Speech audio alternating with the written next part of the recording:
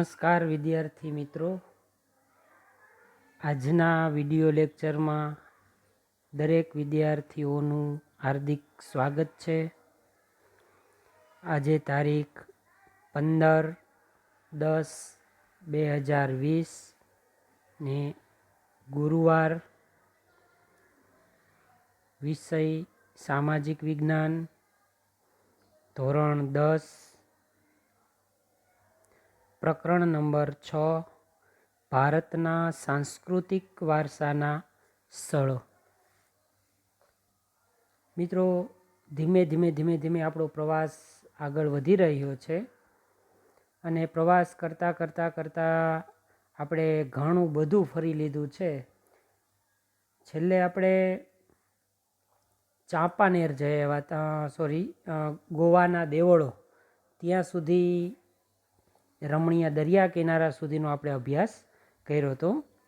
હજી આપણે બહારનું ઘણા બધા રાજ્યનું જે કંઈ જોવાલાયક સ્થળો હતા એ બધા સ્થળો જોઈ લીધા।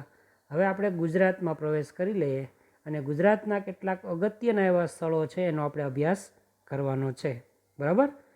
આજે નવો પોઈન્ટ એટલે કે આપણે ગુજરાતમાં ચાંપાનેર છે એના વિશેનો આપણે અભ્યાસ કરવાનો છે। ચલો, આપણે પ્રવાસમાં બધા રેડી? હવે તો જાણીતા વિસ્તાર આવી ગયો એટલે બધાને મજા જ આવશે, બરાબર। ગુજરાતના પંચમહાલ જિલ્લામાં હાલોલ તાલુકામાં પાવાગઢની તળેટીમાં ચાંપાનેર ગામ વસેલું છે। પંચમહાલનો પ, પાવાગઢનો પ યાદ રહી જશે જિલ્લો અને સ્થળ, અને ચાંપાનેરમાં પણ પ તો આવે જ છે। પંચમહાલ, પાવાગઢ, ચાંપા। હવે મહેમૂદ બેગડાએ ચાંપાનેર ઉપર વિજય મેળવ્યા બાદ થોડા સમય માટે ચાંપાનેરને તેની રાજધાની બનાવી।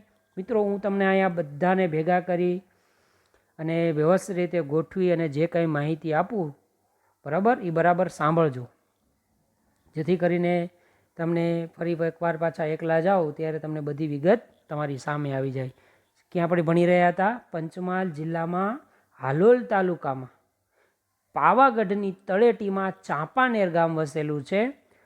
મહેમૂદ બેગડાએ ચાંપાનેર ઉપર વિજય મેળવ્યા બાદ થોડા સમય માટે ચાંપાનેરને પોતાની રાજધાની બનાવી અને તેને મહમૂદાબાદ નામ આપ્યું।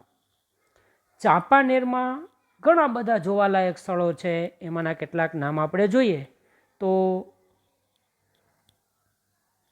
ચાંપાનેરમાં મોતી મસ્જિદ, જામી મસ્જિદ। મિત્રો, જામી મસ્જિદ છે, તમે ચિત્રમાં તમારી સામે જોઈ શકો છો, એટલે બરાબર ચિત્ર પણ જોતા રહેજો। જામી મસ્જિદ કહેશે એટલે તમને તરત જ ચાંપાનેર યાદ આવી જવું જોઈએ, બરાબર। બીજી જામા મસ્જિદની ચર્ચા આપણે પછી કરવાના છીએ, પણ જામી મસ્જિદ તમારી સામે આવે એટલે ચાંપાનેર તરત જ MCQમાં ખાલી જગ્યામાં એક શબ્દની અંદર કોઈ પણ જગ્યાએ પૂછે તો તમને આવડી જવું જોઈએ, બરાબર છે। તો એ ચિત્ર છે જામી મસ્જિદ, અને ઘણા બધા ઐતિહાસિક કિલ્લાઓ એટલે કે ત્યાં આપણને જોવા મળે છે। મિત્રો, ચાંપાનેરની સ્થાપત્ય કળા અને ઐતિહાસિક મહત્ત્વ ધ્યાને લઈ અને યુનેસ્કોએ તેને ઈસવીસન 2004ની અંદર વૈશ્વિક વારસાના સ્થળોની યાદીમાં સમાવેશ કર્યો છે। મિત્રો, બરાબર યાદ રાખજો, આ ખાસ પરીક્ષાની અંદર જોડકાની અંદર પણ પૂછાઈ શકે। એની પહેલાં પણ આપણે એક વાત સમજાતા કે એલિફન્ટાની જે ગુફા હતી, બરાબર, તેમાં 1987, એટલે મેં કીધું હતું ઊંધેથી તમને આંકડો યાદ રહેજે, 7, 8, 9, 1, બરાબર, એટલે કે 1987માં ત્યારે યુનેસ્કોએ એ વૈશ્વિક વારસાના સ્થળ તરીકે એલિફન્ટાને સ્થાન આપ્યું હતું। એટલે એ આંકડા ઉપરથી આપણને એક જેવા લાગે છે, એક એટલે એલિફન્ટા ઉપરથી એ આપણને વૈશ્વિક વારસાના સ્થળમાં ક્યારે સમાવેશ કર્યો છે યાદ રહી જાય। એવી જ રીતે આને યાદ રાખવાનું છે, 2004 આવ્યું એટલે 4 અક્ષર તો હોવા જોઈએ, તો ચાંપાનેરના 4 અક્ષર તો તમને દેખાય જ છે, બરાબર।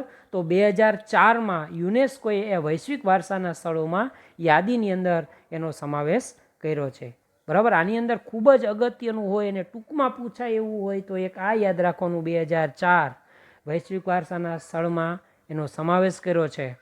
જામી મસ્જિદ પૂછે તો પાછું ચાંપાનેર, જિલ્લો પૂછે તો પંચમહાલ, બરોબર. મહેમૂદ બેગડા છે એને વિજય મેળવ્યા બાદ એનું નામ છે એ રાજધાની બનાવી અને એનું નામ મહમદાબાદ રાખવામાં આવ્યું હતું. એટલે બરાબર યાદ રાખજો મિત્રો. તો આ થઈ વાત આપણી ચાંપાનેરની. હવે ગુજરાતના સાંસ્કૃતિક વારસાના જે સ્થળો છે એમાં ધીમે ધીમે આપણે આગળ વધતા જઈએ, કારણ કે ગુજરાત શિલ્પ સ્થાપત્ય કલા ક્ષેત્રે આગવું સ્થાન ધરાવે છે. અહીં ગુફા સ્થાપત્યો છે, મંદિરો છે, મસ્જિદો છે, કિલ્લાઓ પણ છે, વાવ, તોરણો, એમ બહુવિધ સ્થાપત્ય ક્ષેત્રો આપણને જોવા મળે છે. બોલો બધા હા. હવે ગુજરાતના સાંસ્કૃતિક વારસાના કેટલાક સ્થળોનો આપણે પરિચય લઈ લઈએ મિત્રો. આપણે ત્રીજા ચેપ્ટરની અંદર જે ત્રીજું ચેપ્ટર આખું બોર્ડમાંથી રદ કરવામાં આવ્યું છે એની અંદર મેં તમને સમજાવ્યું હતું. જોકે આપણે સમજવામાં તો કાંઈ રદ કરવાના જ નથી, પણ પરીક્ષાની દ્રષ્ટિએ રદ કર્યું છે, બરાબર. એની અંદર મેં તમને ધોળાવીરા વિશેની માહિતી, લોથલની માહિતી આપી હતી, બરાબર છે. છતાંય અહીંયા રિપીટ થાય છે તો ફરીથી આપણે લઈ લઈએ. ચલો આપણે ભણીએ ધોળાવીરા અને લોથલ.